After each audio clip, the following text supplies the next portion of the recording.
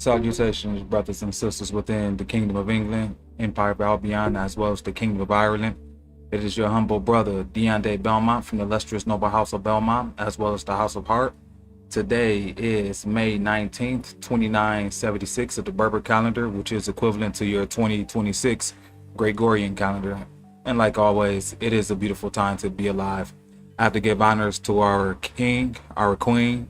I have to give honors to our forebears, our saints, martyrs, our brothers and sisters within the realm. Also, once again, still, which I forgot to do first, give honors to our creator, the divine father, as well as our divine earthly mother. That is our divine heavenly father and our divine earthly mother, who we call Mother Earth. Because once again, without them, there can be no us. And for that, we must always give honor and reverence to them. So with that being said, I don't want to be too long on this introduction. I just want to go ahead and give that, like always, the respect to those who have paved the way for us to be able to be here today. And as a messenger, it is my obligation to make sure that we remember that. So without further ado, we're going to go ahead and continue with the Irish preserved in the Bible and the pyramids, part 3. So therefore, we can go ahead and make sure that we're not losing anything when it comes down to remembering what we read. So I want to stay on track in regards to keeping up with these videos. So therefore, those of you who have been pretty much sitting back and waiting can now have your thirst pretty much being quenched with this divine water. So with that being said, let's go ahead and get started with that video content, and that is chapter 4, titled The Compact of Rome and England for the Conquest of Ireland. For those of you who just now have an opportunity to check out the channel, I have plenty of videos that you can pretty much catch yourself up to. Also, don't forget to like, share, subscribe. If you heard this information before, please leave a comment. If there's something that you never heard before, leave a comment. Don't forget to hit the notification bell. If you like it or don't like the video, still hit the like on there, because that's the way how we're going to get through the algorithm, especially for those of you who like to hear this information. So you must engage, because if you don't engage, you won't see these videos pop up, especially when I go live. And for those of you who are here listening today live, don't forget to leave a comment. Make sure if you're going to speak in the comments or the chat box, make sure there's is a reference of what we're reading.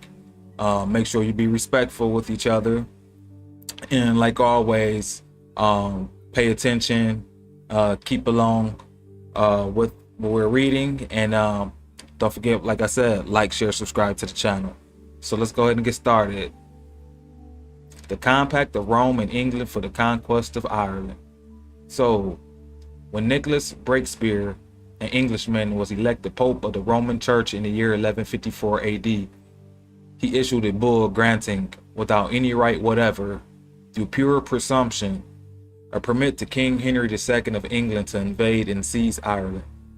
The time was at hand for the Roman Church to achieve the second part of her mission, to acquire possession of the Church of Isa through the conquest of the Irish nation. Although the Roman Empire had ceased to exist as formerly, its very soul was the Roman Church, which continued on with the same ambition, relentlessly pursuing its quarry, the conquest of the Irish Church and all that it involved. By this time, the power of the Church had grown to such an extent that the Roman Pope had assumed to exercise the prerogative of assent and dissent to whatever activities kings or princes might venture to engage in, although the more so as the Church was firmly established in the countries of Western Europe. But the papacy of the original Church of the one true God was yet to be crushed, and its light extinguished before the Roman aspirant could plume himself as the supreme Pope. King Henry, on his part, for justification in the eyes of the world and to appear to act on worthy authority with warranted right, to enter upon a campaign of murder and spoliation against a friendly nation which had been guilty of no offense against his kingdom, proceeded to act on the Pope's permit and embark on the conquest. The church on its part was not dilatory in setting in motion the means for the consummation of its long-cherished ambition. For this purpose, an English pope was chosen by the consistory at Rome in order that an English king could be enlisted through him to undertake to do this work for the Roman Church. It was necessary to enlist one as little troubled with conscience as the Pope himself, and who could raise the necessary force to make the murderous venture a success. So Pope Adrian IV, for this was the title he took when he had a new name given to him by Rome, urged Henry to invade Ireland. The king was to be rewarded with the plunder which he was to obtain from that rich and fertile country, besides the annual tax to be levied and the fees to be collected for the crown thereafter. Adventurer though Henry was, and perhaps eager for the expedition he saw fit, before launching such a campaign of violence against the neighboring people who were at peace with his countrymen, to cover up under the permit of this usurping pope his evil designs. The project was later approved by Pope Alexander III with consistent moral turpitude. It was stipulated in an agreement between Henry and the Pope that the king would cause to be collected the sum of 1 penny from each house on the island to be forwarded to enrich the coffers of the church, and to recompense it for the moral and spiritual continence it gave to the initial step of a crime which was to lead in time to almost complete destruction of the Irish race, under the English government's policy of to hell or to connaught with the Irish people. This policy almost decimated the Irish race and also brought about a most determined effort on the part of the government and clergy to keep the English people systematically deceived and falsely instructed as to the real cause of the outrages and the massacres committed in Ireland by the English forces.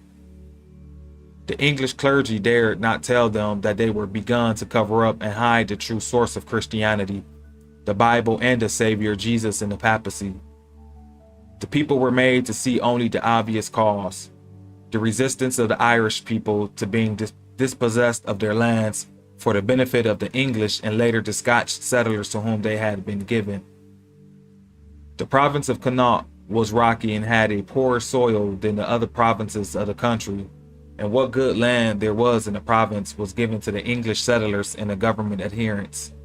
Consequently, it could maintain only a small remnant of the people. Thousands of them died from hardship due to the exposure to the inclemencies of the weather and to diseases caused by the poor and insufficient food, while the Roman Pope and his staff of cardinals sang hosannas in grand display before the Roman people, and in secret behind their backs plotted murder and the degradation of a great nation.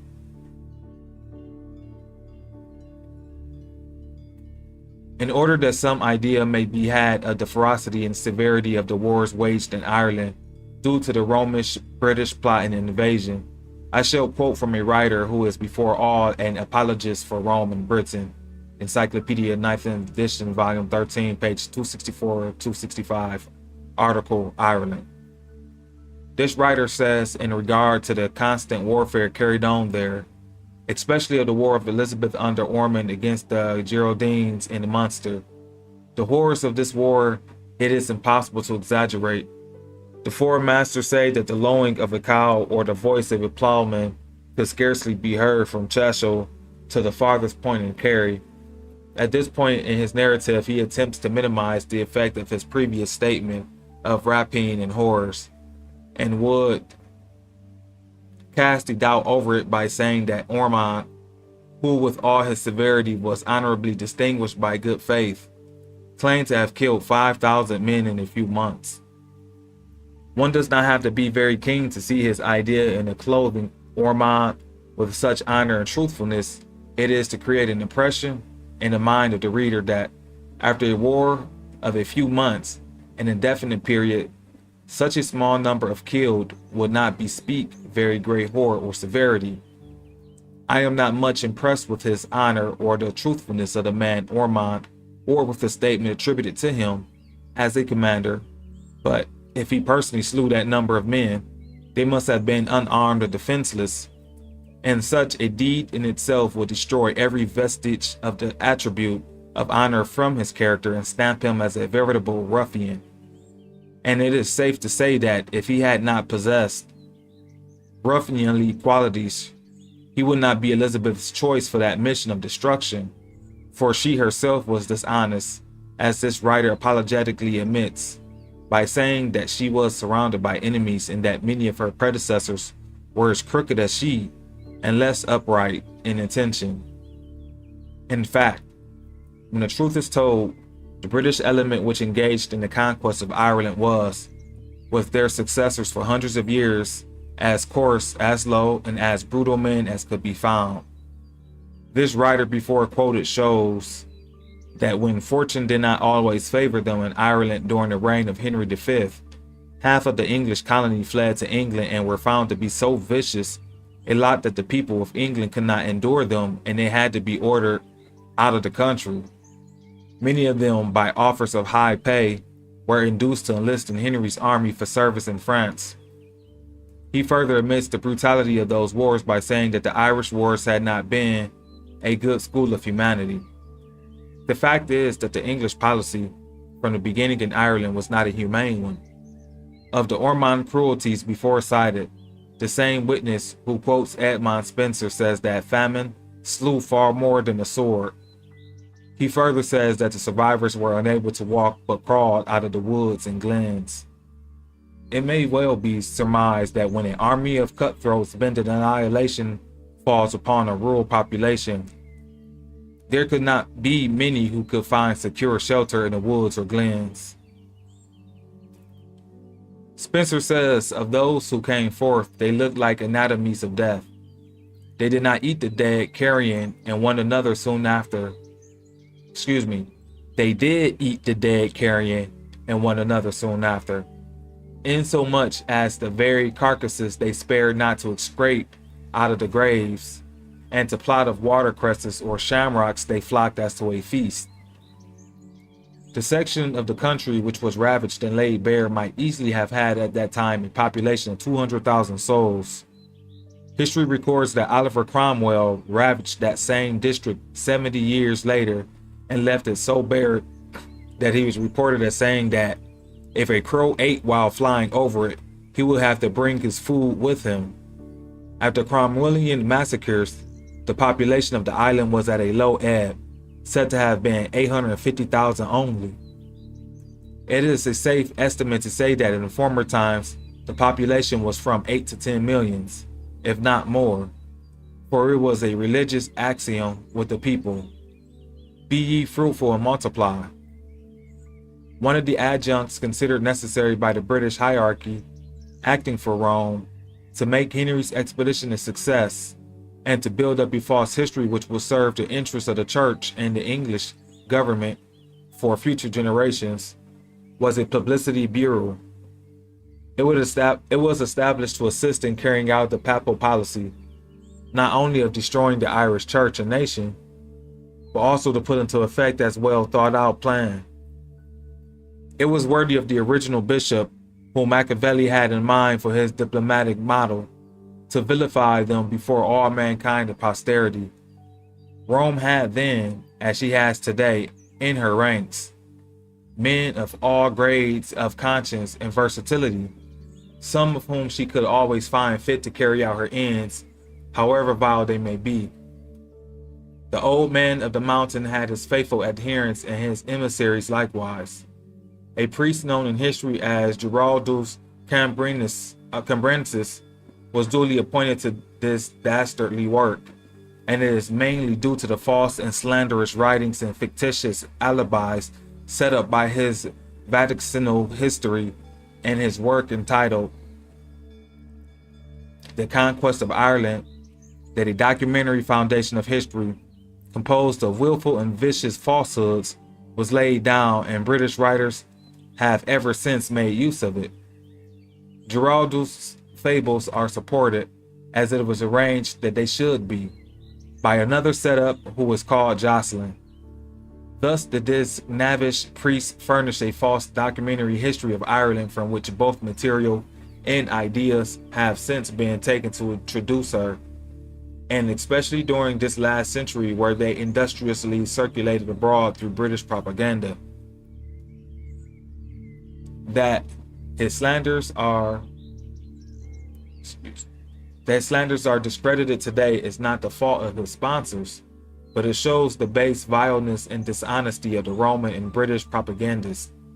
A British clerical writer in Encyclopedia Britannica article, Ireland, frankly admits that in spite of the enormities and filthinesses which Giraldus says defiled the Irish church, nothing worse could be found than marriages within the prohibited degrees and trifling irregularities about baptism.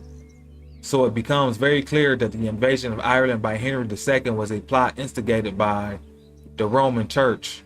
For if she had been established in Ireland before that event, her discipline alone would have been enough to correct any such trifling abuses, if any such existed. To correct such trifling abuses would not be a cause for a war involving an invasion of the country, incited by a church whose mission is professedly peace on earth, goodwill toward men. It is one of the most glaring and barefaced falsehoods ever invented, and they expected too much when they supposed that a fiction which was believed in an ignorant age would also continue to be believed in the unenlightened one. The Irish nation was made the victim of a foul conspiracy of the Roman Church and England. She has been most terribly crucified between two thieves, and it is time for the best element among the English people to correct this great wrong.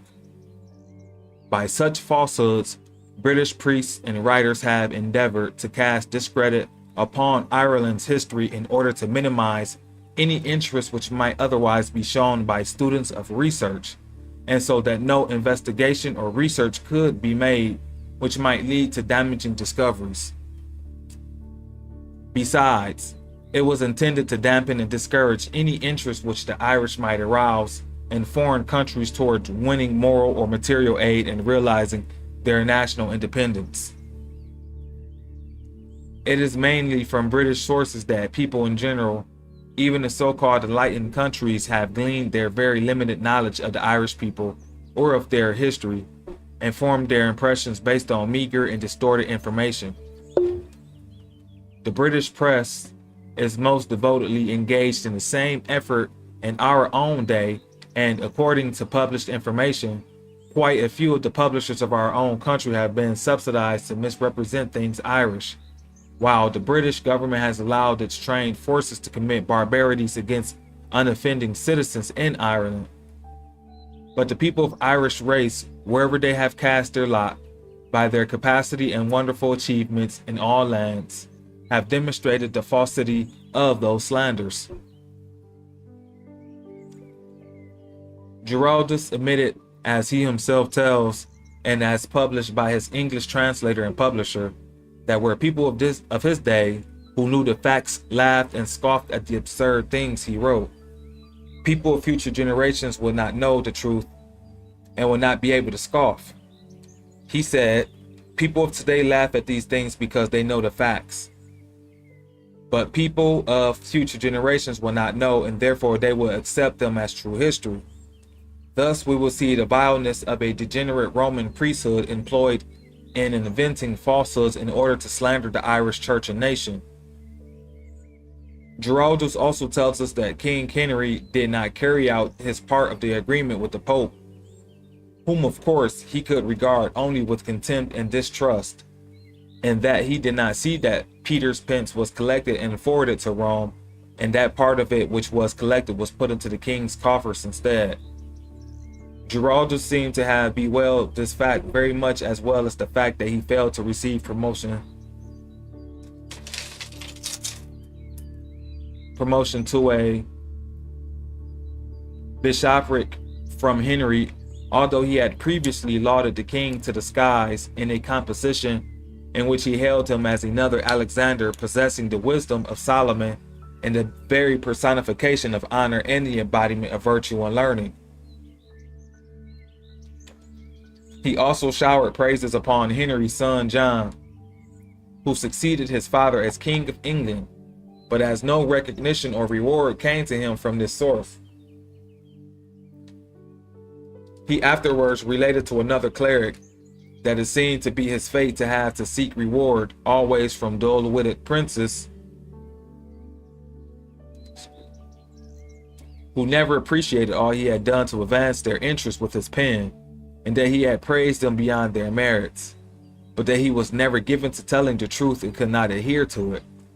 Out of his own mouth comes the refutation of his fictitious writings, that he was incapable of uttering the truth. Conquest of Ireland by Giraldus Cambrensis. Henry found his affairs at this time so pressing, with his son John in open revolt against him, that no doubt, even if he desired to do so, carrying out his agreement with Rome was very much more difficult than promising to do so. This agreement between the Pope and Henry is in itself proof that this was Rome's first entry into Ireland as a church, and she entered it as a monster with fire and sword to destroy the one real, true church of the Most High God, as will become apparent. The people of Ireland were not accustomed to contributing to the support of a foreign church or pope. Their own was the first and supreme Pope Universal. The Roman Pope was but a usurper.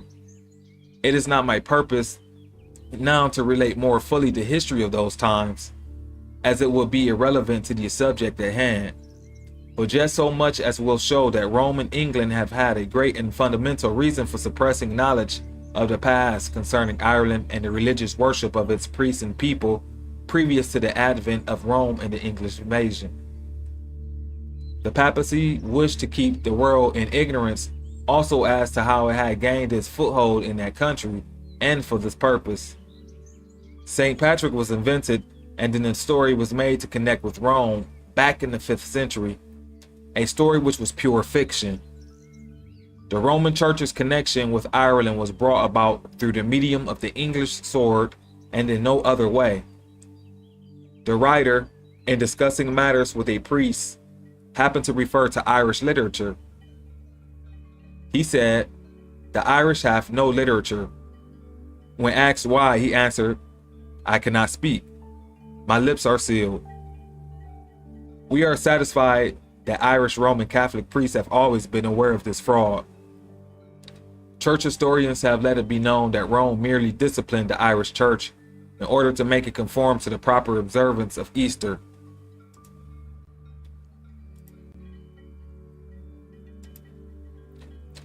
Greetings, Brother Magaro from the House of Magaro. Glad you can make it, Noble.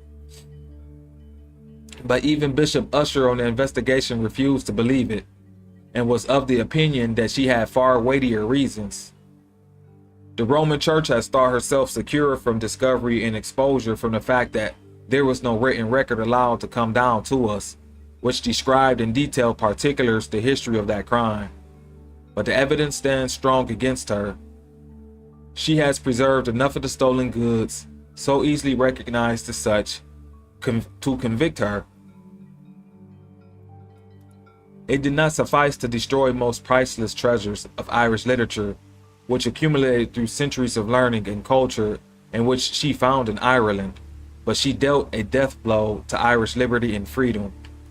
That she destroyed so much literature in Ireland is not to be wondered at. Even if she did not destroy it all, that which she preserved, she has perverted and reconstructed, and some of it has come concealed by accrediting it to others.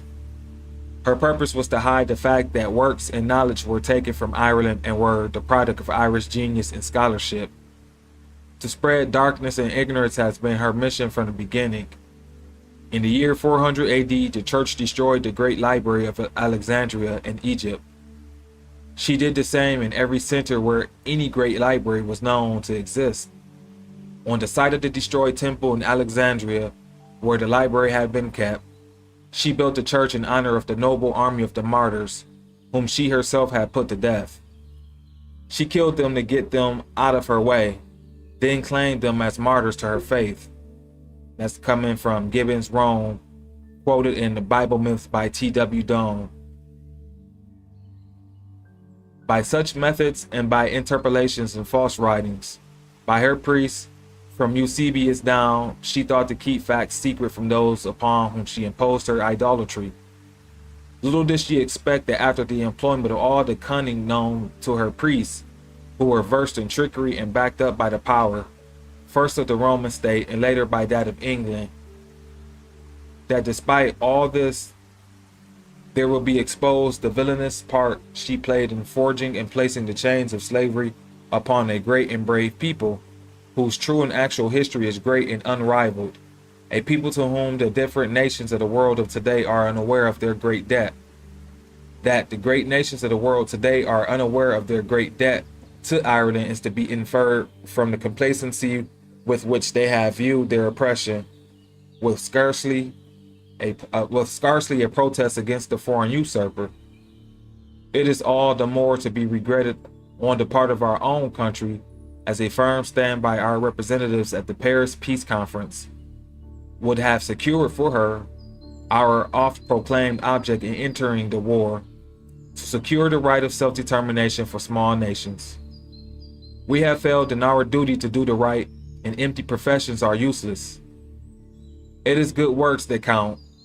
The nation that gave us the knowledge of God, of heaven, of the Savior, and of spiritual idols and truth, the Bible and verities of a future life, verities of a future life, that nation is suffering from civil strife, her territory dismembered, deprived of her national standing among the family of nations, all through the effects of a foul conspiracy on the part of Rome and England. Chapter 5. So before we get into chapter 5, because that was a lot, that was just read, and we need to bring clarity to. And I'm glad that the author also did speak on a lot of the fact that what the English was doing to the Irish, they were doing unbeknownst to themselves in truth. Like everything that they were doing was pretty much because they were lied to by Rome. Also, like he iterated, even though they speak about the Roman Empire being dissolved, well, the Roman Church did not dissolve, which existed during that time. And that means how they were operating back then and what their mission was at that time is still what their mission is today. So none of that have changed. And they utilized the English people in regards of their pursuit to invade Ireland. So from what we read from chapter 4, Ireland is actually the true original visible church of Christ.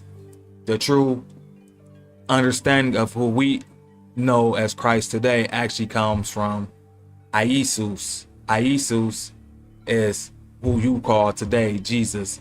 So Iesus, or the temple of Iesus, or Iesus, goes back to Ireland. And then the Bible itself, it comes or gets its root from there as well.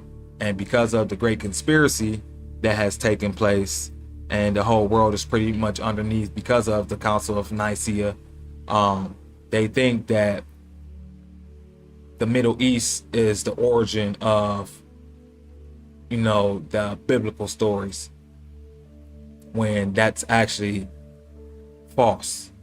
The truth is the British Isles, aka also known as Ireland, territory of Ireland, is where the story gets started from. All right, so we're going to go into chapter 5 as well. Hopefully for those of you who's been paying attention, I know it's a lot of information, but this is the age of revealing, because like it said, the Irish, or those who are known as the descendants of the Irish, were actually the Aryans, Hibernians, aka Berbers, because that's who the Irish are. And we already read from the 1911 encyclopedia regarding who these folks were, and pinpointed based off of the megalithic monuments that has left all over the world, pinpoints to the same stock of people. And in this case, we're talking in regard to the bringing it to a head the folks in the British Isles, and we're talking about the Bible origin, so we're going to talk about the Irish.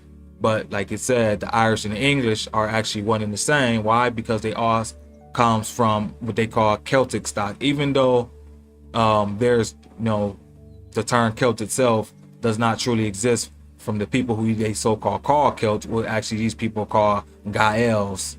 And then the people who was in the territory you call Angel was called Angels, which shows that they are actually tied to Ireland, Gaels. And unfortunately, because of the usurpation that took place, they tried to force the German aspect onto the so-called Anglo-Saxons, which was actually Angel, and the Saxons who came in later. But the Angels, who are actually the Gaels or the Gaels, were actually already in that territory of England prior to the so-called migration of the Anglo-Saxons and Jutes. So a lot of what we have been told is false. You know, the truth is in there, but you have to know what you're looking at. And with our phonetic way of how we speak in English, a lot of the words or the way how we spell things has been pretty much lost in translation. So when the modern people are reading, they don't actually really know that certain words can be traced back to original origin, which will have various spelling versions of it, but nevertheless, it still ties back to the original root. All right, so that's what we have to remember, especially when we're, doing this research, is phonetically a lot of words that we speak, because it may be spelled differently, 9 times out of 10, it probably still does have the same root origin. All right, so we want to go ahead and get started with chapter 5. Chapter 5, titled The Bible, an Irish Book Altered and Adapted by British Roman Transcribers. So once again, whenever they speak about British, think about Rome being involved. So the British Isles, or the territory what we call England, it was underneath Roman occupation even during the time of so-called Christ. It was underneath Roman occupation.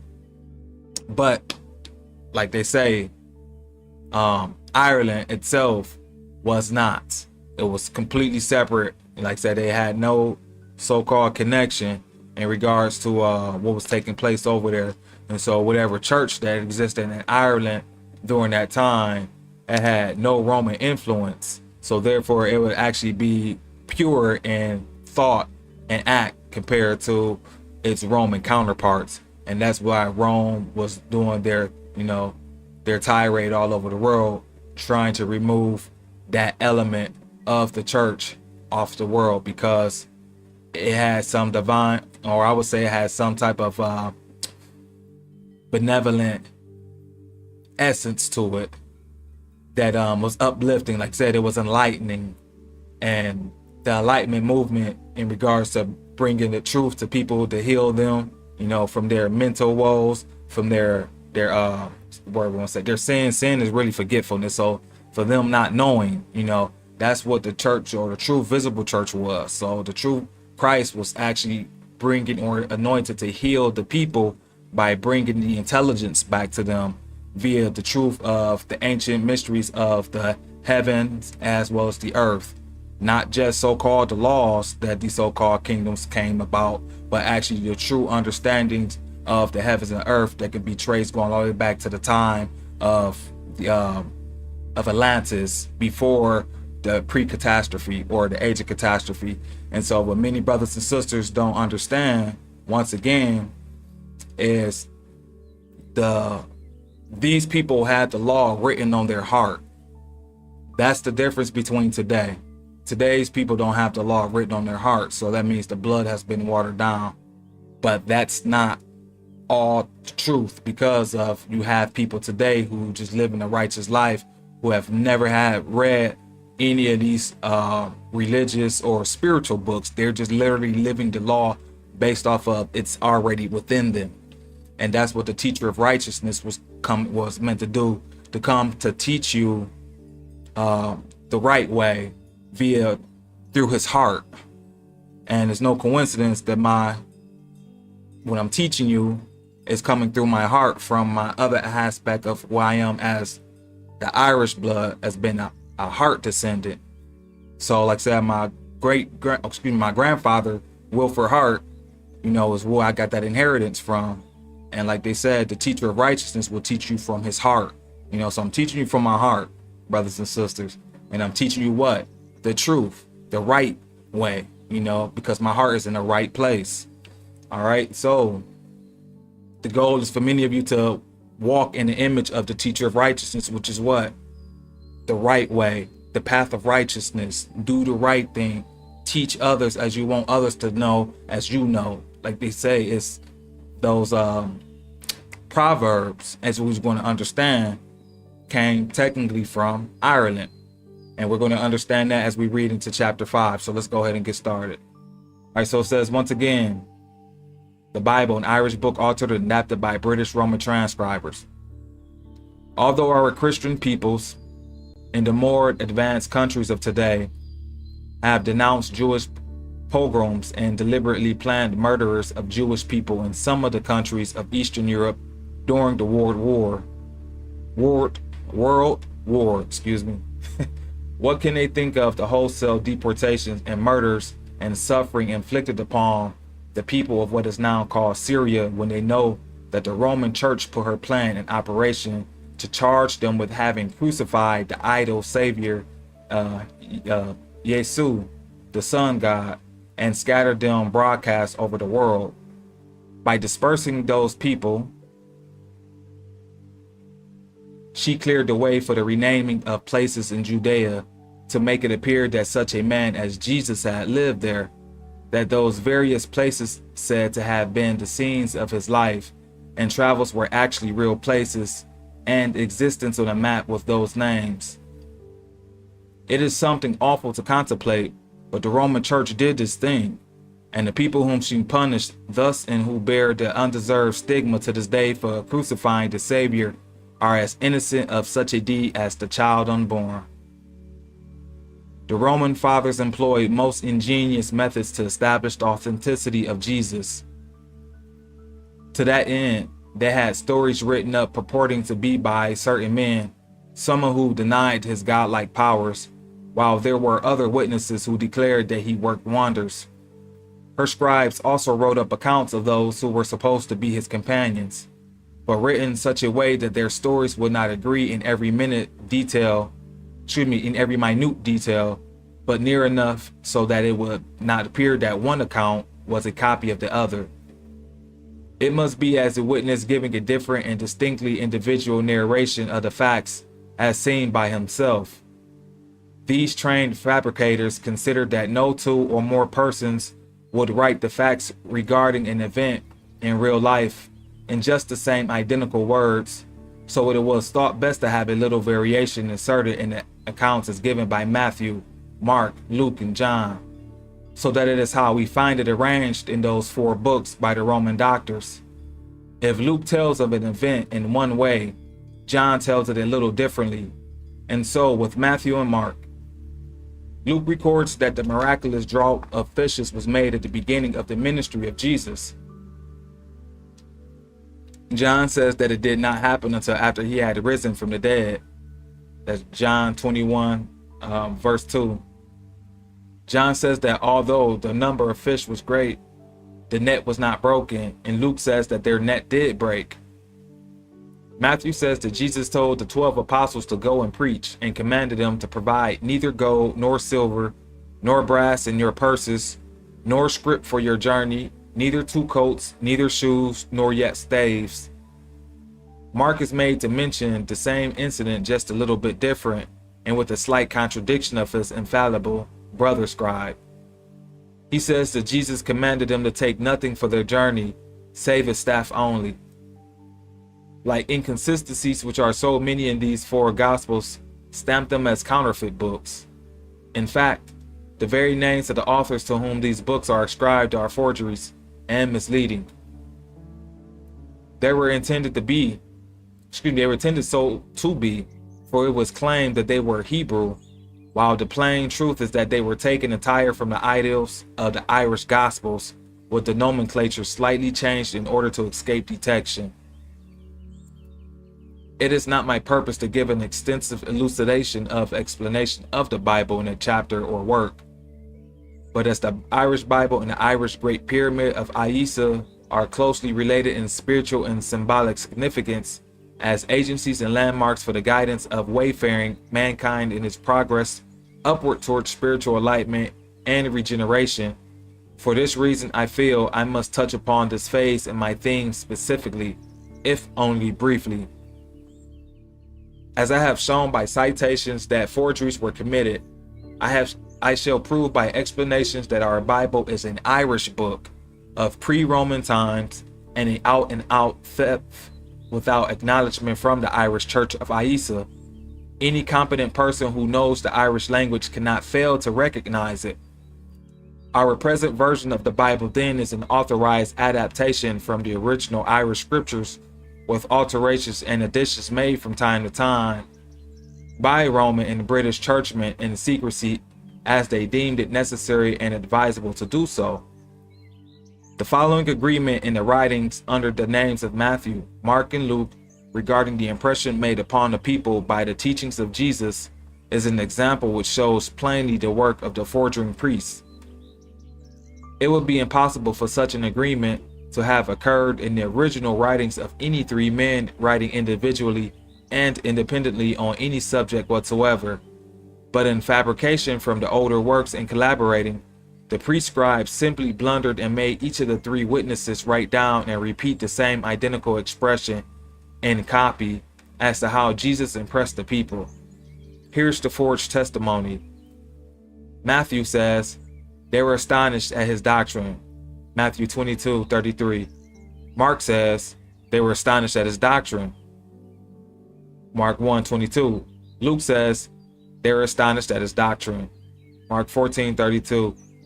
Many authors and critics have commented upon and pointed out the inaccuracies and inconsistencies of the scriptures, and many of them have stated their firm belief that they were copied from older books. But none of them could obtain a clue beyond surmise, which was far from the truth, and none of them was able to produce the real facts which was necessary to convince. But the work that they did has helped and made it possible to accomplish the desired end. They found so many flaws in it, which the jugglers did not cover up, that it kept the question open until the solution was found. The true source has escaped discovery until now. At least it has before been disclosed to the knowledge of mankind as a whole. The Irish scriptures were altered and adapted to the scheme of the church in order to make the fable of Isa an historical and geographical fact. Names from the scriptures were given to places in Syria during its occupation by the Crusaders to bear this out.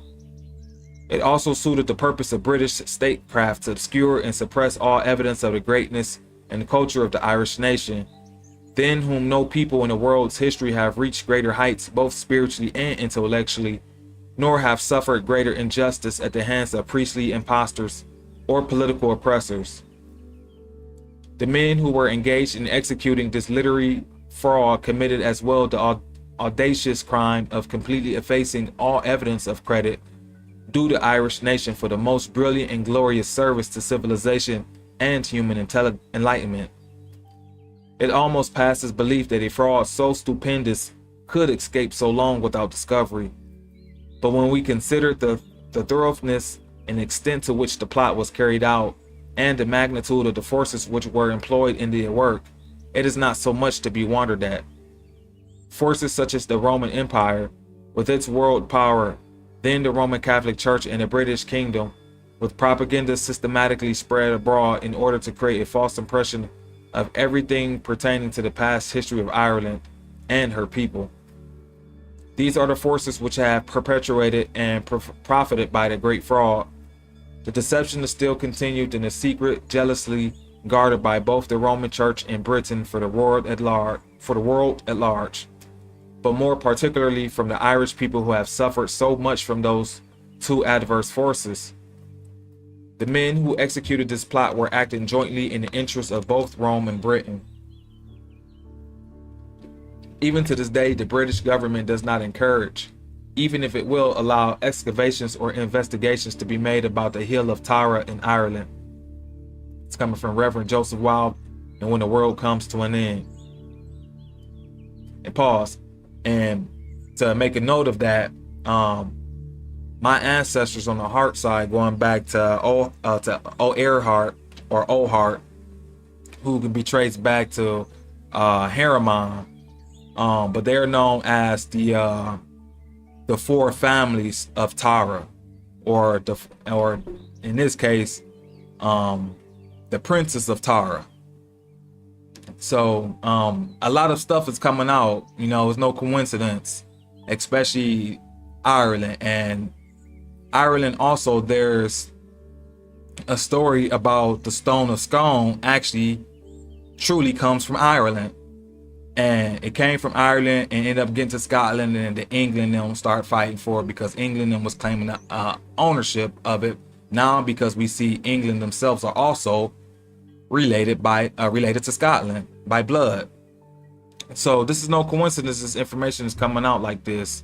And it's good that we're actually on this side to be able to understand and to be able to bring to the light of day, because many folks are not paying attention and even aware of where this information that they're reading is coming from. They don't question it. So it is up to you, brothers and sisters, to question what you have been pretty much trained your whole life to accept as truth, because if something don't make sense, that means it's time for you to go and do some investigation to make clarity of it.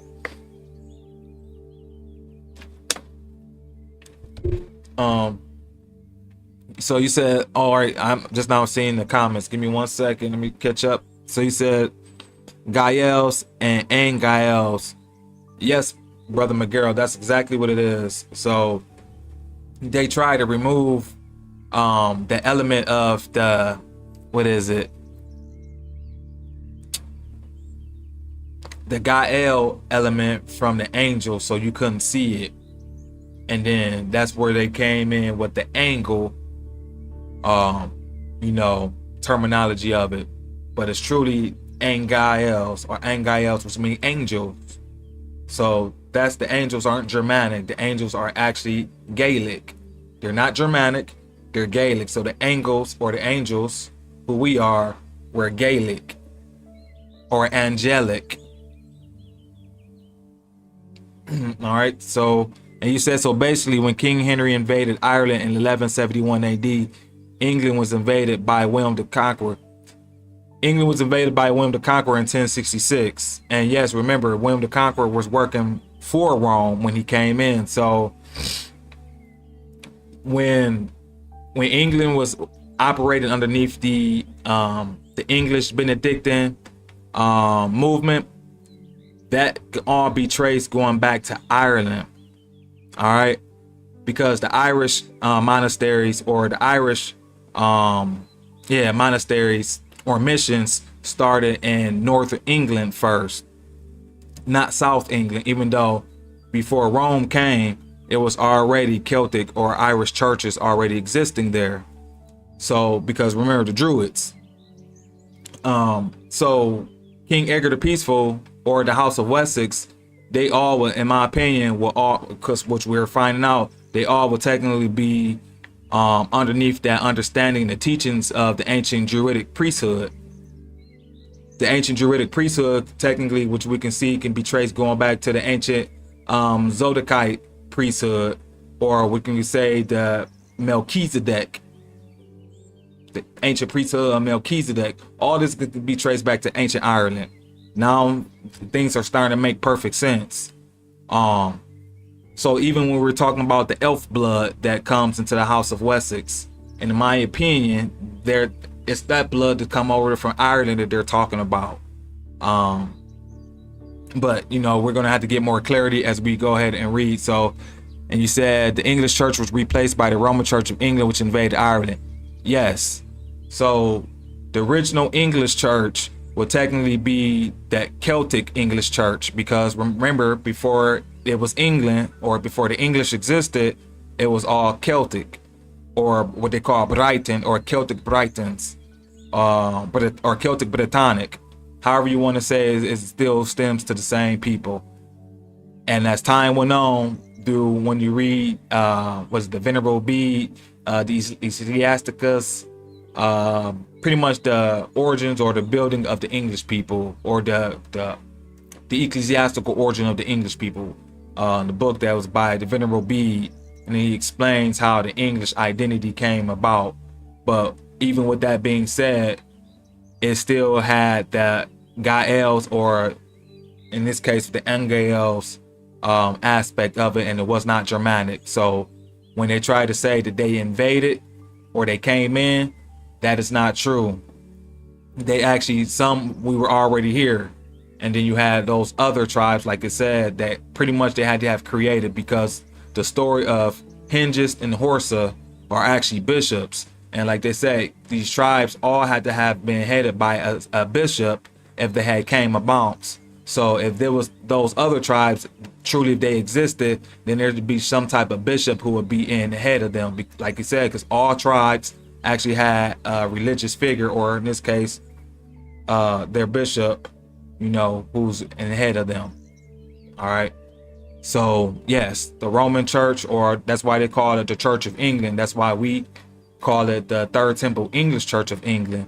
And I knew to call it the Third Temple English Church of England, and then now we can explain that the English element of the Third Temple English Church of England actually has a Celtic connection. And I'm going to also show you how it has a Celtic connection, tying it back to the Plantagenet dynasty. And I'm going to do that hopefully at the end of the video, because of that's something that many people don't know, what needs to be known. All right. So England's connection really requires that understanding of Ireland's history.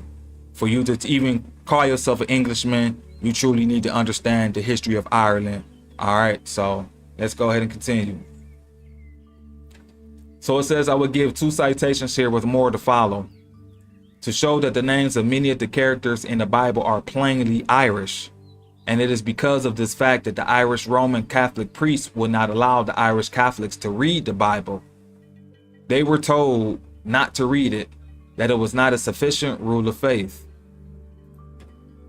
The real reason was that some of the Irish people might recognize the Irish names in a Jewish Bible and ask questions that it would embarrass them to answer satisfactorily.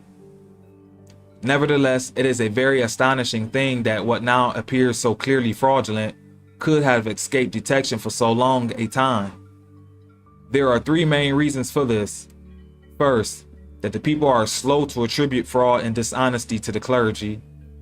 Second, that the Irish Catholics who could speak the Irish language believed, as they were told by the priests, that the Bible was brought to them from outside instead of being of Irish origin, and being uninstructed in the principles of man's nature, were not given to the investigation or research for spiritual truth.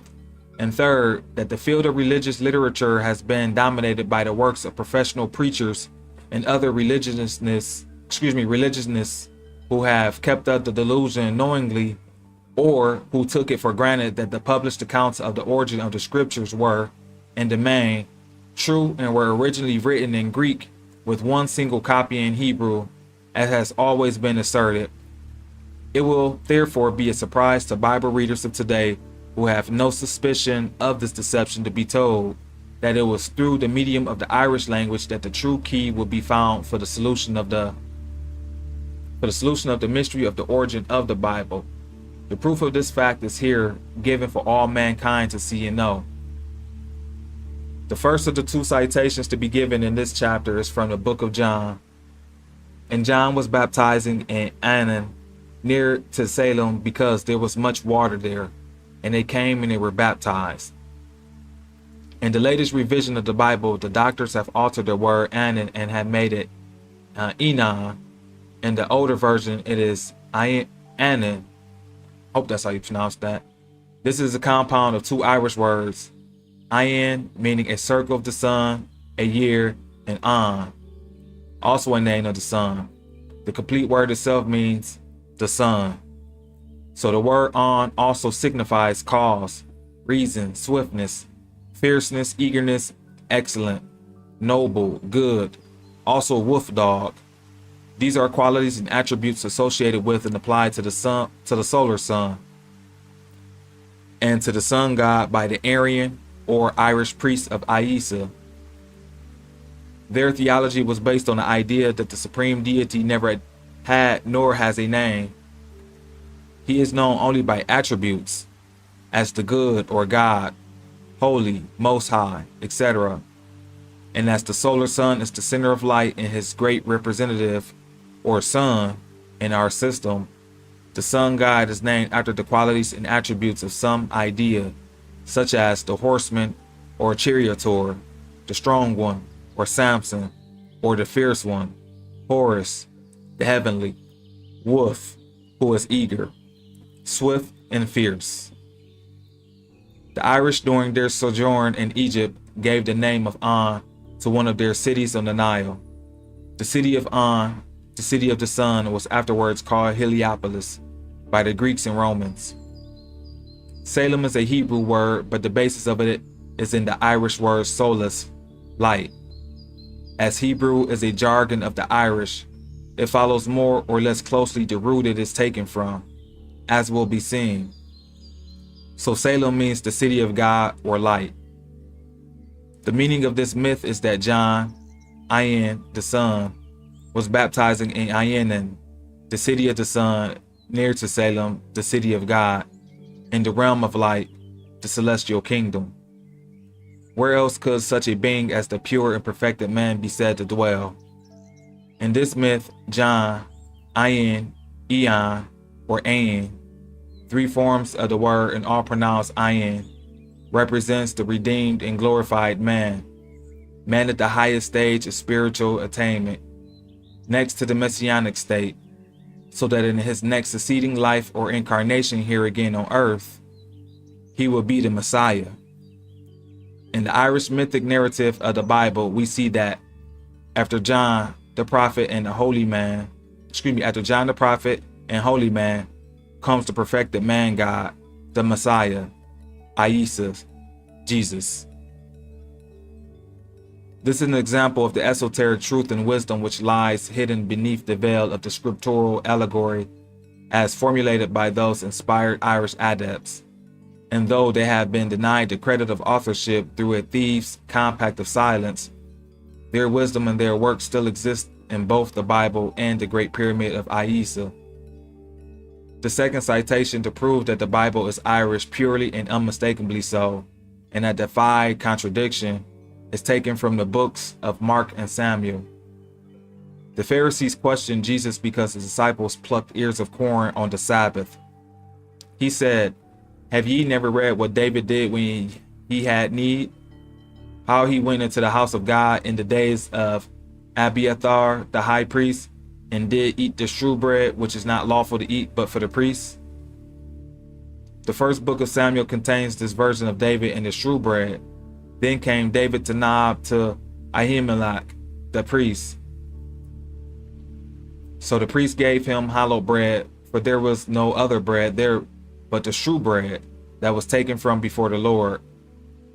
The foregoing is but a cryptic allusion to the perfecting work of the initiate who is engaged in the effort of eradicating from his nature all worldly ambitions and the desires of the flesh for the development of his higher self, the solar body, the God within himself. The word Abiathar, the name of the high priest, is such a plain and easily recognized Irish word that even the uneducated Irishman or Scotsman who is able to speak Gaelic can understand it and will recognize it at once as a word of Irish or Gaelic speech. It is a compound of two words. The word Ab means Lord or Father, and Athar is also the word for father. The two words combined would literally be father, father. The literal sense of it would be head, father. For the word Ab is applied to the head of a monastery, but the esoteric sense of it is the high father or God.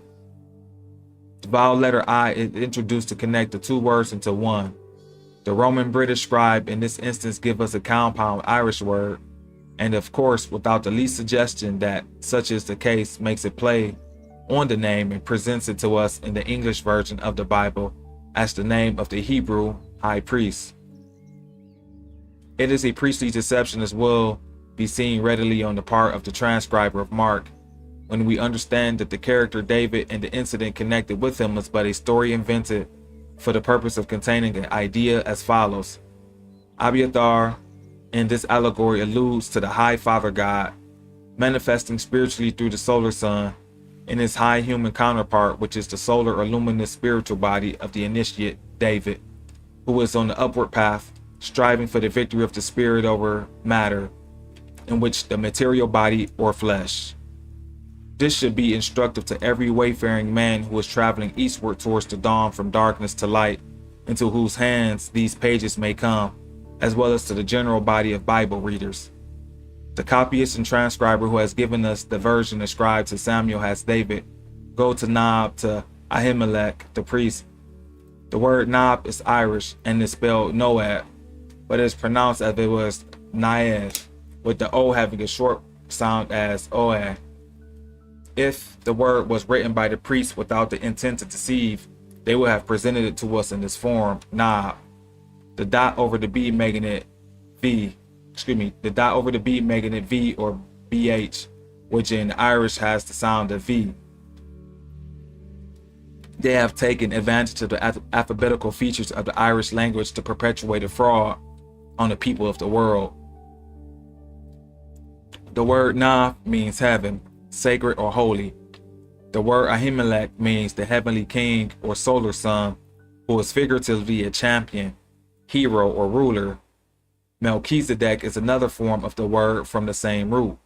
The letter A is pronounced broad as if it were all. The letter H is added to it for an aspirate to soften it. Together they form a prefix. Melech is the Hebraized or jargonized form of the Irish word Mayo, an animal or idol for the sun. As the sun moves swiftly, it is an imagination, Mayol, an animal. It is the figurative name given to the sun by the Irish priest of Aisa. Therefore, the sun is called Mayolchu, pronounced Melchu or Malku, a greyhound. It is also called Anchu, a wolf. Hence, the terms apply to the sun, the swift one, the fierce one.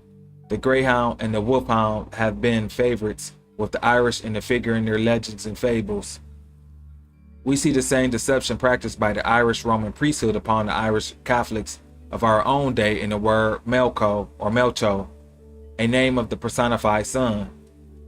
He is the fictitious person to whom in the story St. Patrick was sold as a slave, thus proving to us again that the lying and dishonest priest of Rome wrote a false and worthless history for the Irish people.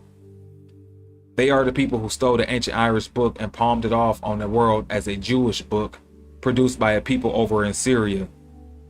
It is an invention and an imposture on the world. The Irish word for wolf dog is on. Hence, the Irish priests of Aisa, during the sojourn of the Irish race in Egypt, gave the name to a city on the Nile. They also applied the name Anchu or Anku, the wolf up to the sun. Therefore, we have the heavenly wolf Osiris, meaning the high eastern sun, from Os, high, and Sor, pronounced Sir, meaning east, hence the morning sun. He is Horus, the rising, from the Irish word or, aspirated to or, meaning a Lord or Savior, one to whom prayer is offered. The Lord also means from whom, in the sense of descent. Hence, we find that Horus is the son of Osiris. In the mythical idea, the sun is Osiris in the early morning and he becomes Horus, the rising sun and savior, in the early forenoon. He is the wolf Horus at noon when his rays are hot and oppressive. Also Typhon, the evil one. He is the Lord and Savior given to the Egyptian people to worship by the Irish priests of Aisa. Here are the facts that defy contradiction. The Irish language is the treasure house in which these indisputable proofs exist for everyone who wishes to view them. With the truths disclosed in these pages, mankind is confronted with a new and altered viewpoint which gives us a new conception of history. The priest and churchman has imposed upon the credulity of the professor. A new perspective opens before us, and scholars and honest-minded men and women must address themselves to task of straightening out the confused and unreliable accounts of the past, which have emanated from such obviously self-interested sources as Rome and Britain. Ahimelech, then, like Abiathar, is God, in his aspect of the solar king or sun, whose divine human aspect is the perfected man. Therefore, in this myth, we are told that David ate the shewbread, that is, he received the sacred wisdom of the priest, practiced abstemiousness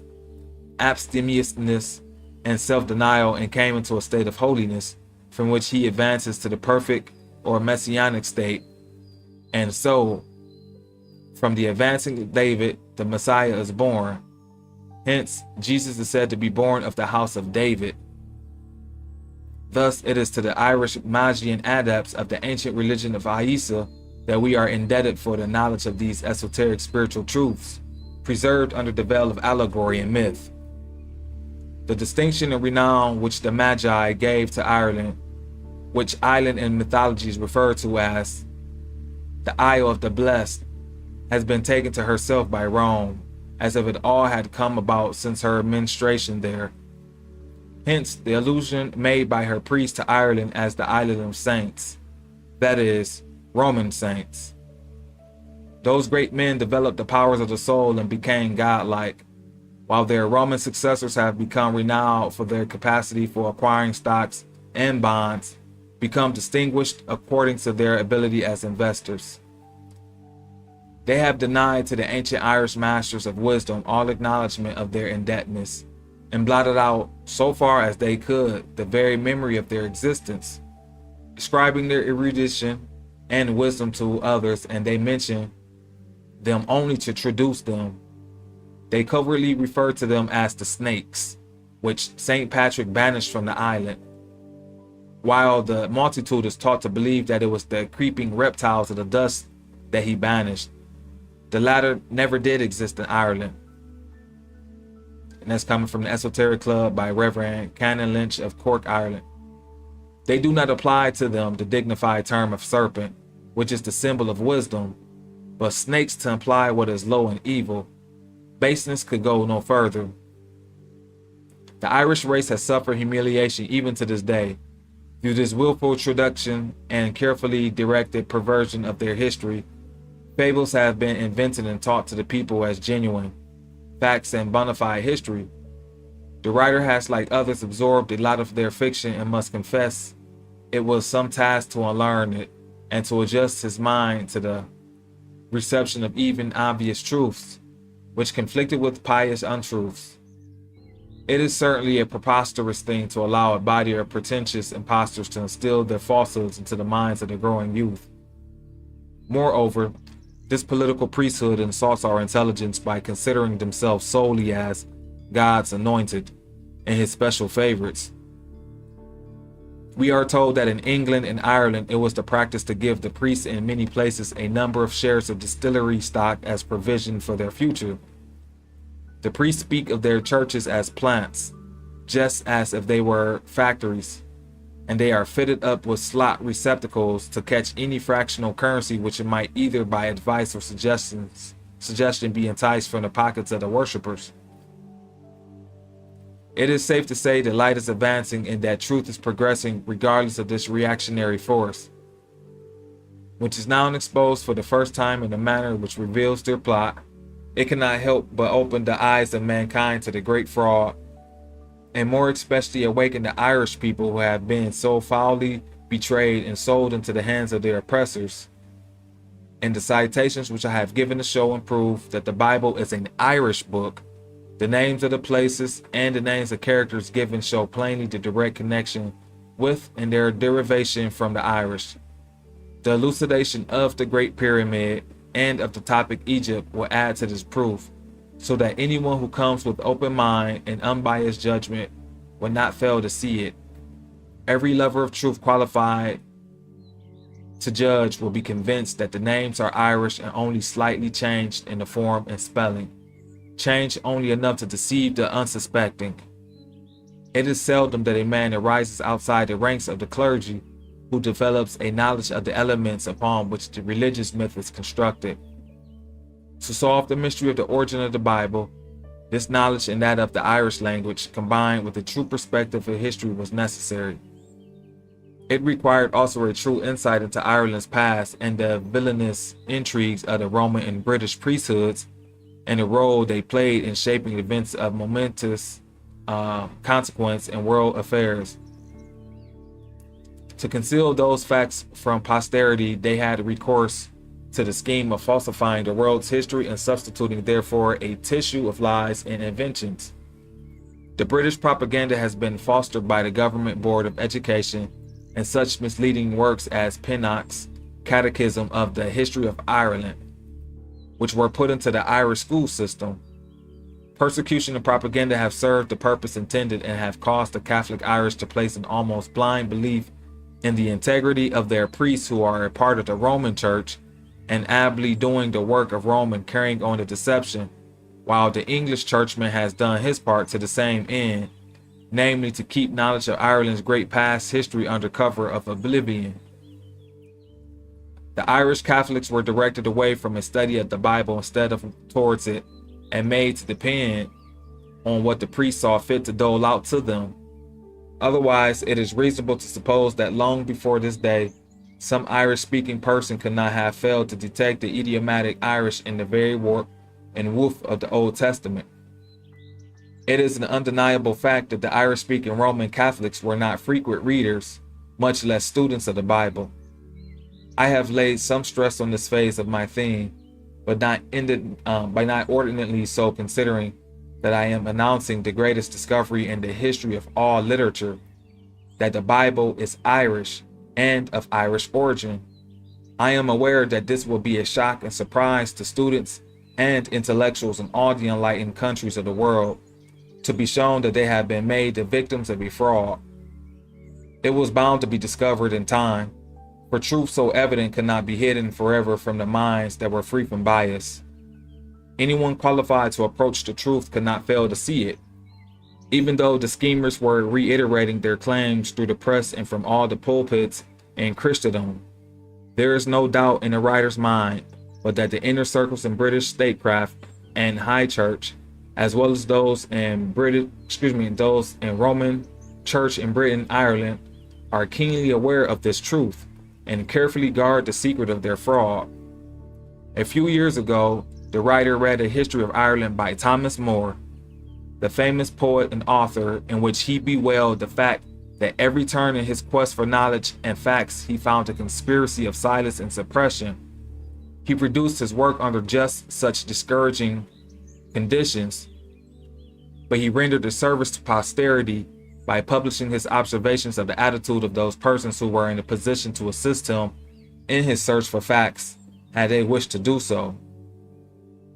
My studies and investigations have enabled me to discover facts and truths as presented here, and these truths will stand every investigation. It all goes to prove that even the cleverest forgers and the falsifiers are not safe from exposure and discovery. So it is the case with the Roman and British forgers. Although the imposition of the Savior Jesus and the substitution of him for Isa brought great riches to the Roman Church, it required a great and tremendous effort to succeed in making it appear to the world that he had an actual historical existence. The people were in a terrible state of ignorance and superstition, a condition which was favorable to the church in effecting this cherished idea. Her ambition to make that one project alone successful was the cause of inflicting untold misery and suffering upon the people of 3 continents during the wars of Crusades, which were instituted for that end. The Roman Church was obliged to enlist practically all Europe to drive the Mohammedans out of Syria in the 10th and 11th centuries. It was during the occupancy of the so-called Holy Land by the Crusaders for a period of 87 years that Rome gave the names to the localities and places there which are mentioned in the scriptures, and which names had not been before identified with such places.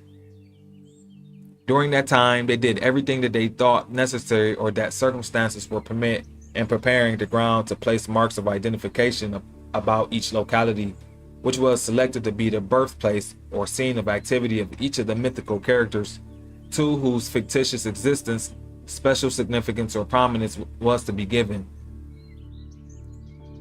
Such, for instance, is the example of the patriarchal character Abraham, whom they assigned to the land of Ur in Chaldea.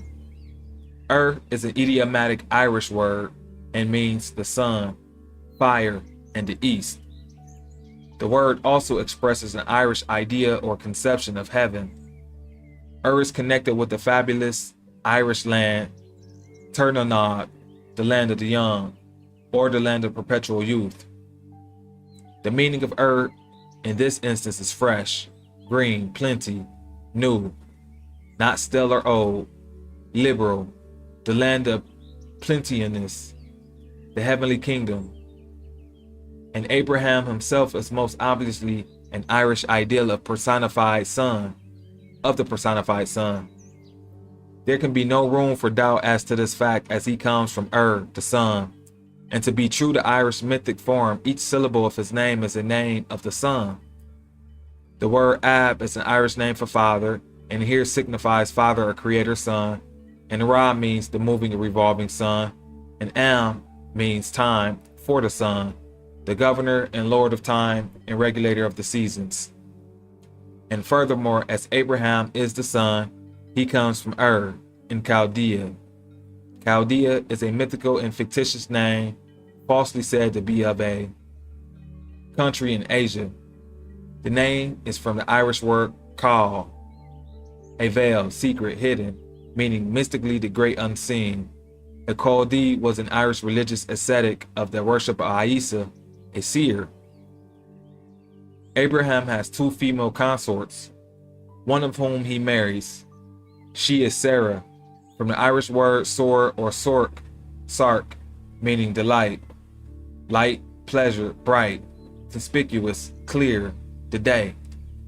The other woman was named Hagar, from the root word acor or acor, meaning covetousness, desire. She represents the night. The letter H is only an auxiliary in the Irish alphabet and is used as an aspirate, but the doctors have used it as a regular letter for deceptive reasons in the formation of the name of this mythic character. And instead of using the letter C, they used the G.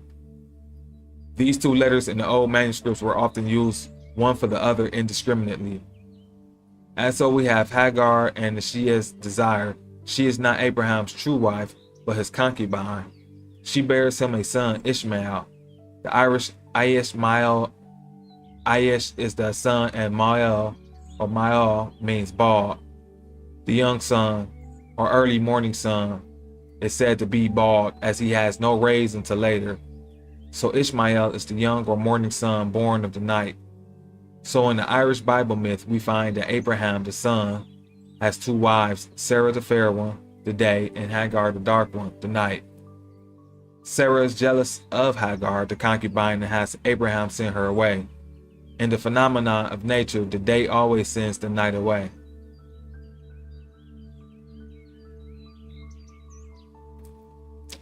And then chapter 6, and after chapter 6, this will be the last chapter we're going to read for the night.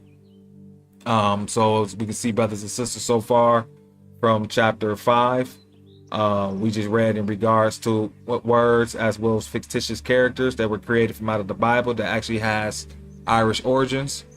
Just like they say, if you actually understand the Irish language, you will know what words in the Bible actually are transferred from the Irish language. So we're going to be able to find out what else within the Bible and what else within the history of us as descendants of Great Britain and Ireland has been hidden from us, especially us being here in America. And we already read in the beginning that America also is the territory that was founded by the Irish. So it says that the Irish were the original discoverers of America. But at that time, they weren't known as the Irish. They were known as Aryans. All right. And that's where we get the term or the name Erie from. Erie, Aaron, all come from Aryan, or what I also found out is actually pronounced Odorian.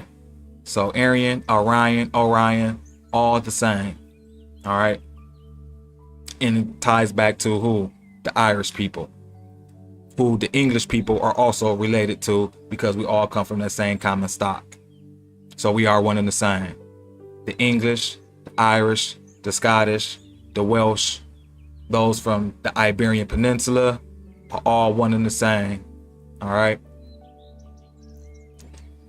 All right, so it says, chapter 6, the Irish Pope Kings, formerly the rulers of Britain. A writer in Encyclopedia Britannica, in the article on Ireland, gives a very adroit presentation of when and how the Scots, Irish, were converted to Christianity. He seems to be conscious of the deception that has been perpetuated on the world, and that the history of this event could be presented to us in an improved and more plausible fashion than it has ever been done. This deficiency has endeavored to make up by cunningly mixing into his narrative, in a neat dress, a composition of some truth with fable and fiction, and all in such a manner as to make his story to the uninitiated appear like a very fair and truthful account. But now that the truth is out, his story falls flat. Although cleverly gotten up and evidently intended to be a very satisfactory summary of Ireland's past, as the Britannica is supposed to have weight, it appears to be a good medium for circulating such misleading information. It is quite obvious that the object is not to tell the truth, but to connect up all the better the missing links of the story, which his predecessors might have been a little slack about in making it look right. It would really be amusing if it were not so unjust to see how he tries to mix up things by trying to confuse the reader as to the identity of the Scots, the Picts, and the Southern Irish of Munster. The truth is that they are all of one race and people. Pause. I did just say that, right? Let me continue. And that these names have been given to them separately as part of the scheme to confuse. The nearer to the seat of the great crime, the greater the need to confuse any would-be investigators. This writer says, at that time, 314 AD, the Irish had possession of many places in the West and South Britain, and must have come in contact with Christians. These were more numerous and the church better organized in South Wales and Southwest Britain, where the Munster or Southern Irish were, than in North Wales, which was held by the Scots proper. This is an example of how he tries to confuse his readers by making it appear that there was easy intercourse between the Irish and Roman followers. There was no such intercourse. The adherents of each church were practically identical with their armies. The Roman church was only where the Roman spearhead was and nowhere else in Britain. Nor did the Romans lay claim exclusively to the title of Christians until, as it is said, after 325 AD, after the Council of Nice, or Nicaea.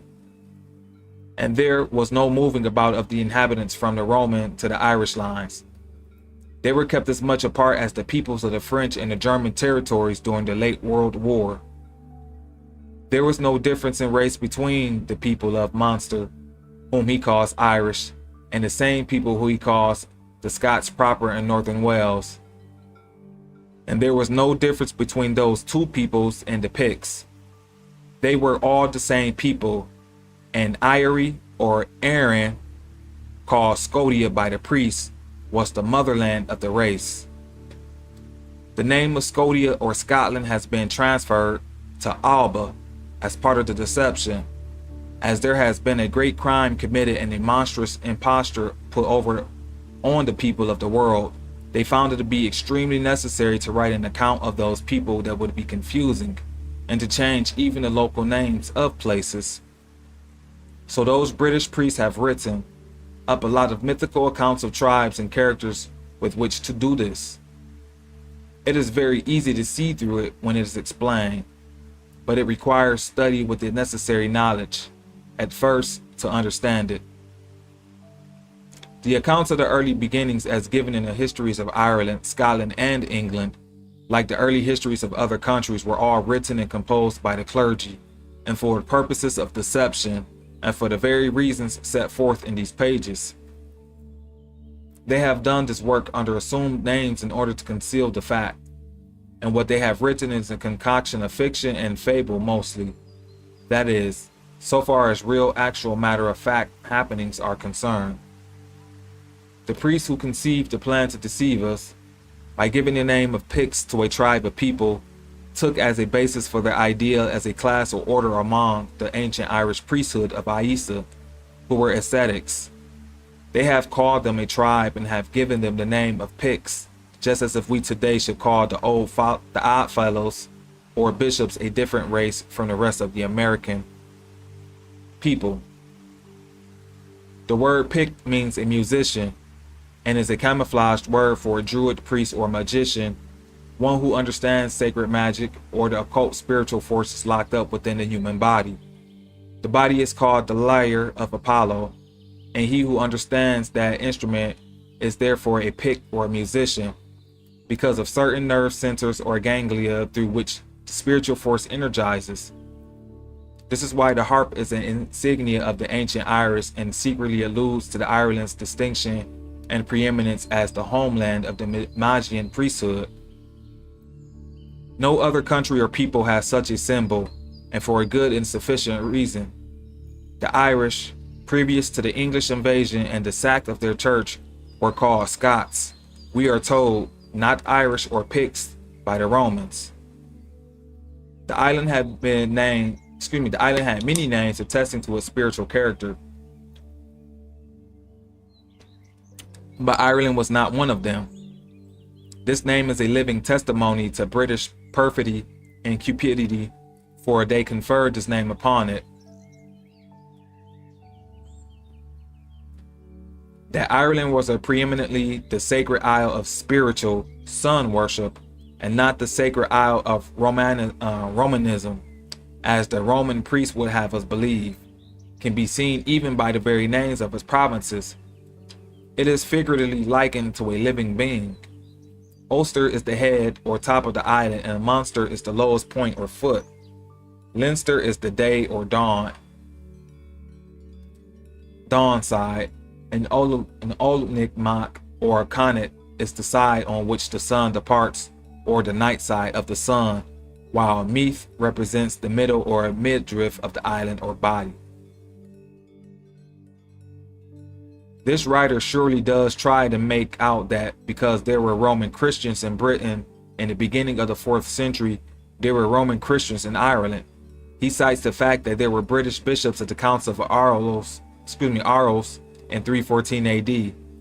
If so, they most likely came from the British territory that had been conquered by the Roman arms and held for the Roman Church, so it is not surprising that they were there, for they were Romanists. None other would have been allowed to live in that territory. They must become Romanist or die.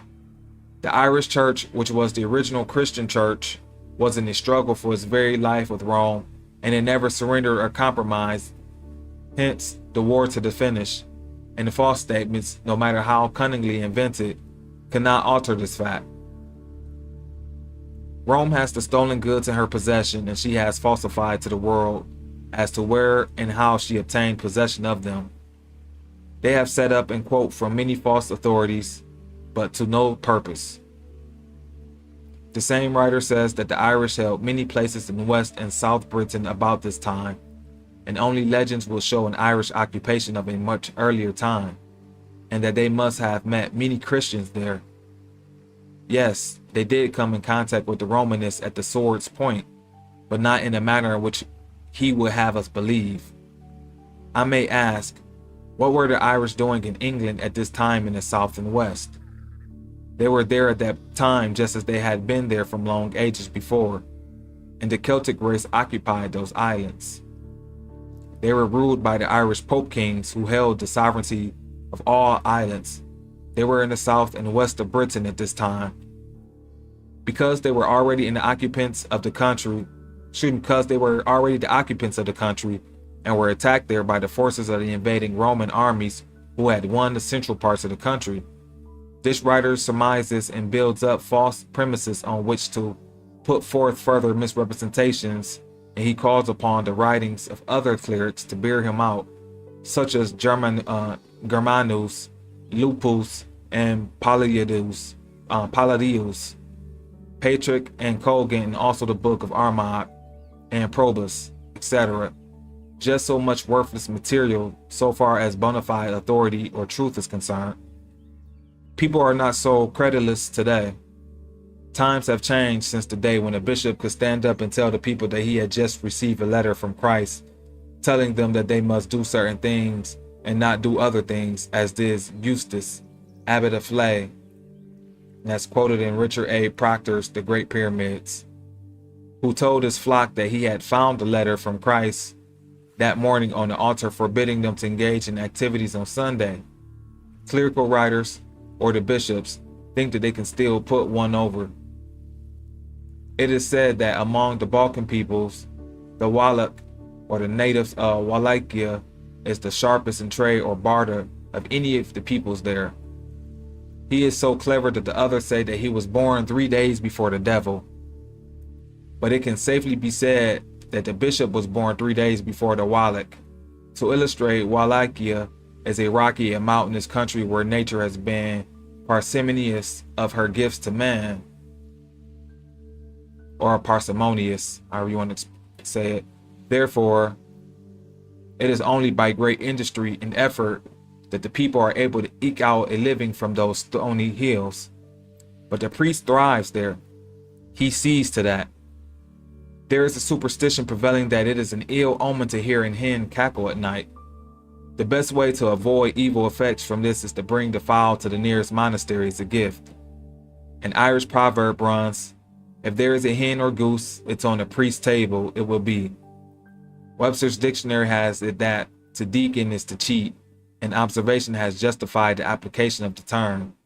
To bishop surely means to lie, judging from all the fiction that has been given out under that head. The bishop is not chosen for his piety or spiritual qualities, but because of his administrative ability, shrewdness, and business qualification. The more this writer in Encyclopedia Britannica tries to explain things, the more he unwittingly proves that our facts are as stated, that Rome came to Ireland centuries later than is claimed, and then only to usurp, absorb, and destroy.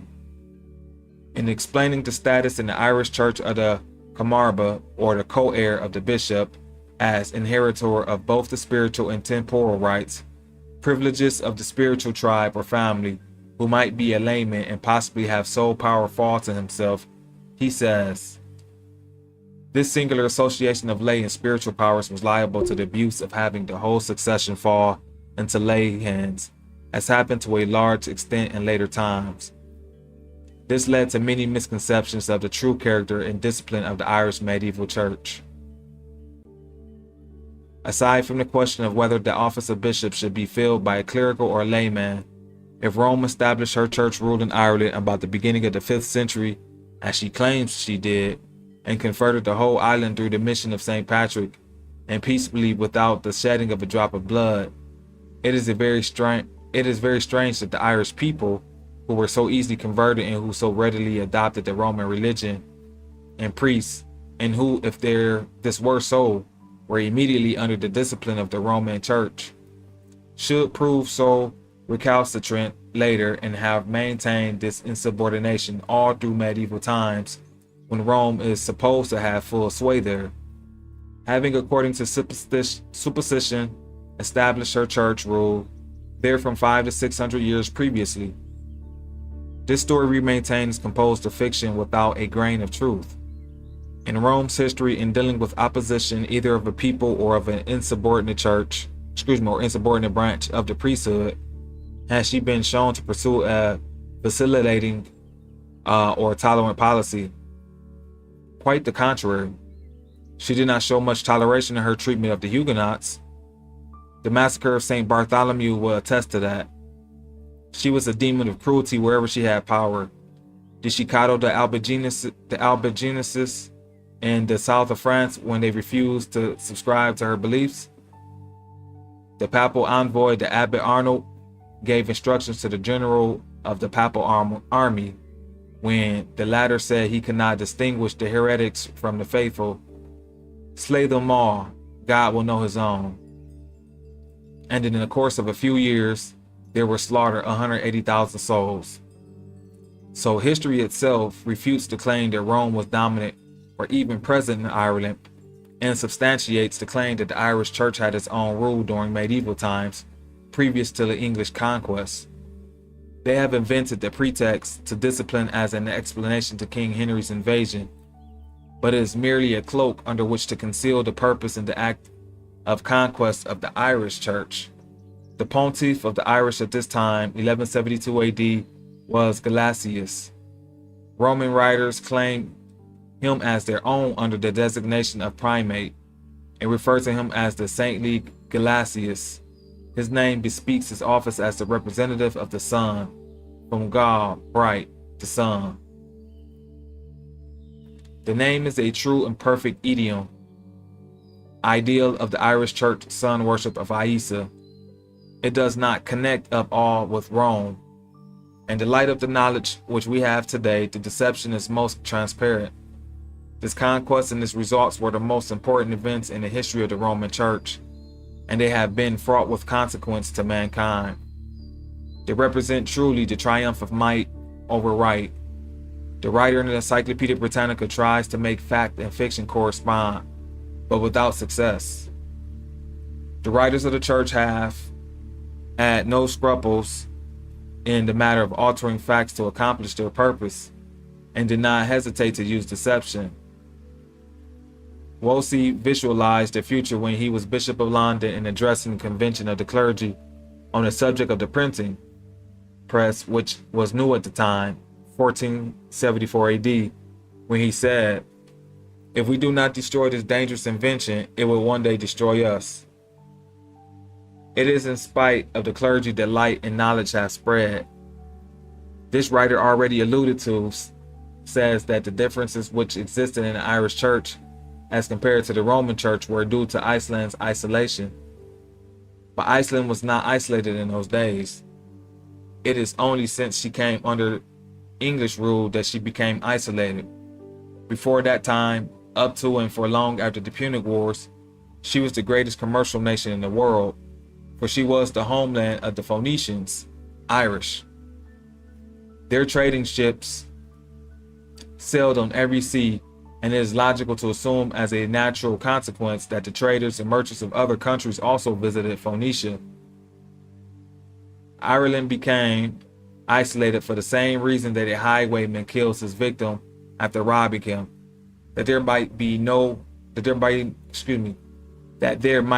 one alive to give testimony against him. It has been the settled and most carefully studied British policy to isolate and misrepresent Ireland.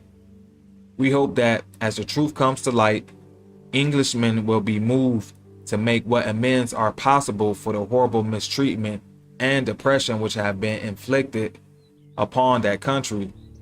The Irish people have suffered untold misery through no fault of their own, but because they had what Rome coveted for her own power, a savior, the Bible, and spiritual sovereignty in the papacy.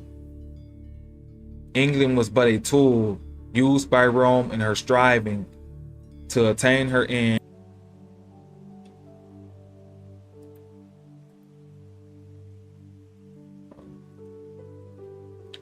He tells us that there's a great deal of trouble in the church, but endeavors to leave the impression that it never got beyond the limits of a mere polemic affair, a matter of heated discussion. He tells a little of the truth also, which will show as herein claimed that the Irish Church of Isa Christ was the great church of Europe. He has prepared his ground in advance for this brief, but partial admission by saying that these establishments in the country's name were set up by Irish priests who were Christian missionaries within the Church of Rome. He refers to the peculiarities which the Irish church had, but says that they were only survivals of what was general at one time throughout the Christian church, and of course Puritan. Rome was shocked at those things. He does not tell what those peculiarities were, but it is a natural inference that they must have been horrible and immoral if Rome could not tolerate them. She does not seem, even in this enlightened day, to be shocked at what her priests have done in the Philippine Islands, in Mexico, or in South America. For that matter, we do not need to go outside of our own country to look for evidence of it. But it is not our purpose to treat on Roman corruption or immorality. Here is what the encyclopedia writer says on the fictitious alibi of Easter on the Easter question. Especially a contest arose which waxed hottest in England, and as the Irish monks stubbornly adhered to their traditions, they were vehemently attacked by their opponents. This controversy occupies much space in the history of the Western Church and led to an unequal struggle between the Roman and the Scotic clergy in Scotland, England, the east of France, Switzerland, and a considerable part of Germany, which naturally ended in Ireland, were so far afield from Ireland as to be in Britain, Scotland, the east of France, Switzerland, and Germany. Even this far would take the Irish monks quite a distance inland into the continent of Europe, and proves our statement that the Irish Church of Aissa was there. Is he trying to show that the Irish monks were the sole and only missionaries in those countries converting the people for the benefit of Rome? This seems to be his object. By his statement, the Irish monks would be the preponderant or greatest element in the Roman Church, and were doing a great deal of zealous work for Rome. This will not be so, or this could not be so, for we know that Rome was in the field with hostile armies for centuries. This writer fails to tell us what the Romans themselves were doing all of this time. They were trying to crush the Irish Church. Were not the Romans making any converts at all for their church? Were they simply marking time and letting the Irish do the work of conversion for them? His argument is weak and his absurdity needs only to be pointed out. When this mere contest, which we would have us believe was all within the Roman Church and waxed hottest in England and the other countries mentioned, was settled, why is it that Rome did not make the same changes in Ireland at that time, where she claims to have been established for so long a period, that she made in England and in those places? Ireland must have been the seat of the trouble. Why did she not change things there? The reason is obvious. She had not been established there, and this writer only makes her course and her guilt, writer only makes her course and her guilt appear all the more conspicuous, so much that all mankind can see it. Rome, as has been said before, made war on the Irish Church established all over Europe, and as she advanced with her armed forces, she took possession of the church property and compelled the people to come under her church dominion or be put to death. Forgeries and lies she has tried to make the world believe that these countries were converted by her missionaries. We will let this apologist for Rome speak once more when he tries to give a little acknowledgement to the Irish monks for what was done by the Irish monks of the religion of Aissa thousands of years before the time he speaks of. He spans a big gap of time and pretends that those Irish monks belong to the communion of Rome, which of course is false, for Rome came in only later with armies to conquer those countries, and by persecution and death drove out the Irish monks and their successors. Rome appropriated their labors and works and claimed their very virtues as her own. He employs the very same rule which he frowns upon in others, thinking that this way he can give his story the appearance of being truthful. Rightly enough, he is familiar with Roman methods of substitution and her invention of saints, where no saints were. He has made such a credible attempt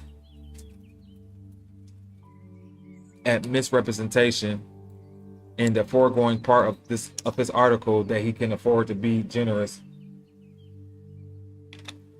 and fair in giving the Irish monks credit. Even he himself is misrepresenting the plainest truth. He says, owing to this struggle, the real work of the early Irish missionaries in converting the pagans of Britain and Central Europe and sowing the seeds of culture there has been overlooked when not willfully misrepresented. Thus, while the real work of the conversion of the pagan Germans was the work of the Irishman, Winifred, or as he is better known, Saint Boniface, a man of great political ability, reaped the field they had sown, and is called the Apostle of Germany, though it is doubtful if he ever preached to the heathen. This shows us what has been Rome's way of making changes and inventing substitutes for purposes of deception. But the plot is now exposed. I hope in such plain manner that no one will be at loss to account for the growth of the Roman Church, at a loss, in the cause of the Roman wars against Carthage and the countries of Western Europe, such as France, Gaul, Spain, Iberia, Germany, and England. It was to crush the Irish Church of Aisa and to obtain the popedom and its accessory possessions, the supreme papacy, the Savior, and the Irish Bible. And brothers and sisters, we will be stopping there, and we will begin and pick up chapter 7, titled "The Coming of St. Patrick to Ireland." Hopefully this read tonight has been insightful, as enlightening as much as it enlightened me, with more information that I needed in regards to my purpose. But as we can see, we are right on time with this revelation, because like the book said, those who are actually the true Irish, whose identity also has been misconstrued and replaced by foreigners, it's an injustice, and a lot of us, as we see, do still have that blood running through our veins. And it always said that the blood does return to its original state, no matter how much foreign blood start occupying the body. And the same can be said when it comes down to the land, that the land eventually calls for its original occupants to return, because the original occupants knows how to take care of her. So we're seeing a lot of that taking place today in the world, and the planet is waking us up. It's trying to get the healers, the sons and daughters of light, to remember who they are, so therefore they can step back into their positions in their role. Now is the time to clean yourselves up, start understanding the secrets, and we come down to the solar body. I've known about the solar body and the preparation of the solar body, also known as the rainbow body, for over a decade now. I've been called to do this walk to prepare those brothers and sisters for this. For those of you who still drink alcohol, you must refrain. You still eat animal flesh, you must refrain. You must leave these things alone. Those of you who are still keeping bad company, those of you who haven't figured out that you need to fast, that you need to start sun gazing, things of that nature. You need to start understanding the language of the stars, which is astrology, because you cannot take or make this shift if you do not start putting yourself in those in that state of mind. Anything that you choose or try to do moving forward, it will stall. That's why many movements that people are trying to do or were doing have not made any progress. They are meant to stall because a lot of them don't have a lot of the truth that they need to move forward. And unfortunately, until they start accepting that, they don't have all of the information that they needed, they will stay in the position that they are in. So once again, you must lighten your heart. Brothers and sisters, you must let your ego go, because you're not getting anywhere with it. You must go back to the original position, and the original position is light. The original position is where you come from in regards to how you're designed and what you're supposed to be doing this lifetime. And through light is their intelligence. And the only way for us to remove the darkness that's caused so much pain and suffering and sorrow on this planet, we must understand that we must be that pillar of light once again. So with that being said, brothers and sisters, I love you. Thank you, brother McGarrell from the House of McGarrell, for stopping by.